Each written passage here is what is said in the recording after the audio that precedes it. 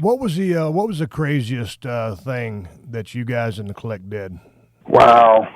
You mean the clique combined, all five of us? Yeah, just Like, I mean, people, they bring up I don't talk about it too much, but like I'll mention it just because I mean I gotta own it. Like, the pooping in Sonny's deli tray. We'd all bring deli back or the. Let me break this down for him, Sean. Back in the day, I'll set the story for you to do the payoff. Back in the day, we would go to the UK for 7 days, and then we'd go right to Germany for 7 days, or vice versa. We had a heel bus and we had a baby face bus to protect the integrity of the business. Of course. So anyway, when we got to the building, these towns were pretty far apart.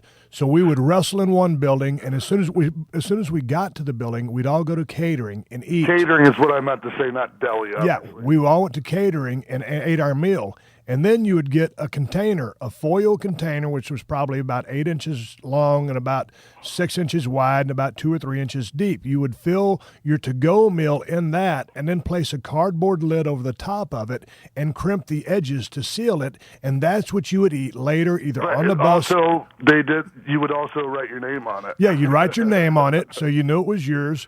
And you'd crimp the lid down so that you could eat it either on the bus or in your room whenever you got hungry again. So that's these little containers that we would use. And everybody made a to-go meal because you had to, because there were long drives afterwards. So for some reason, Sonny had heat with a lot of the boys. Yes. So why did you guys decide, or what did you guys decide to do?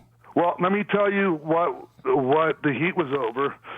She was complaining, pissing and moaning because we were cutting into her workout time, I guess, because we weren't getting on the bus on time for her. Oh. And we could be dicks. I'm not gonna sugarcoat anything. Like, we thought we were on a bit of a power trip. I'm not gonna lie. Well, there's strength in numbers, and you guys were, and 4 or 5 matches on the card. Yeah, and I'm, and I kind of have that Kurt Hennig training instilled in me, and I don't know. Like, I guess somehow we, well, I'm not going to say we, because I got to take responsibility for it myself. That's nobody else did it. I did. But I was a bit of a follower back then. Somehow, that seemed to be a big enough offense for me to. And they knew they had heat, so they hid their stuff all the way across the arena. Well, they had a kayfabe dressing room, so they had their stuff locked up, and there was a chain around the fence. So you scaled up over the chain link fence. Thank you.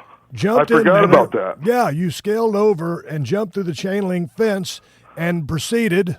What I did was I found the food, and I opened it up nice and carefully, and I pulled the chicken breast up, and I dumped the turd under the chicken breast, put the chicken breast back over it, and I took it back up, and I put it back in place nicely, and I climbed back over the fence. Stop. So when you climb over the cage, a la Spider-Man, go down, find the lunch kit, remove the top. Do you just drop trowel and lay a turd from your ass, or had you put the turd in a transportable device? No, I can't tell you whose turd it was, but it wasn't mine. And so were you walking around with a turd in your hand? To so-and-so spot, and there would be the turd in a container.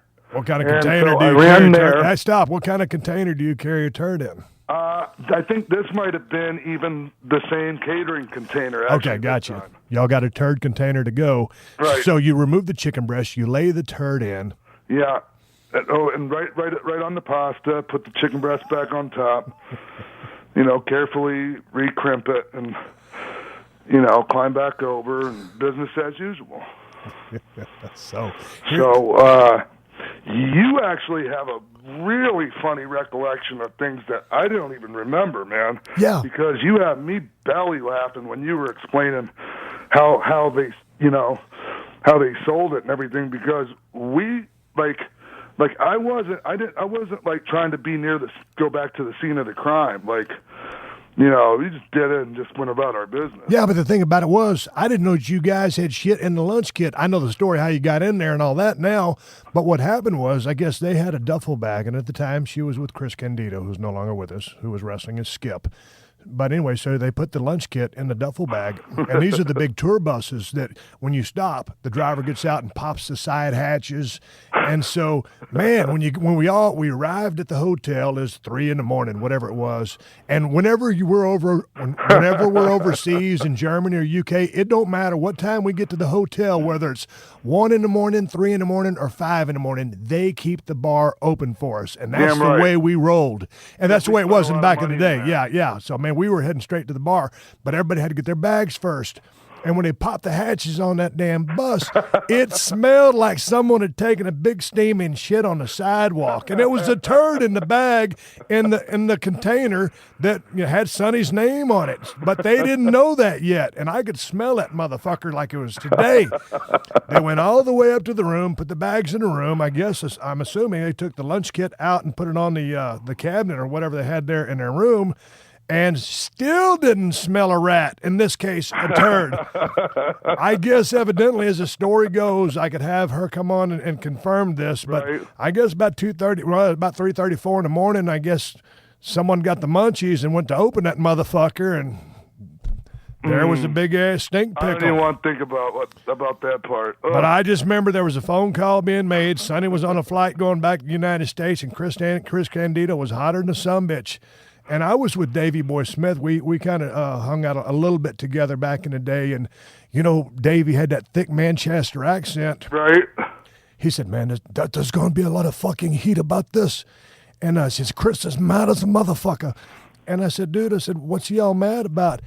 And this Davey boy, I couldn't believe. He goes, what the fuck you talking about? What's he fucking mad about? He's shitting his fucking wife's lunch kit. And I was like, well, fuck, he didn't shit in his. He wasn't the one that was ribbed.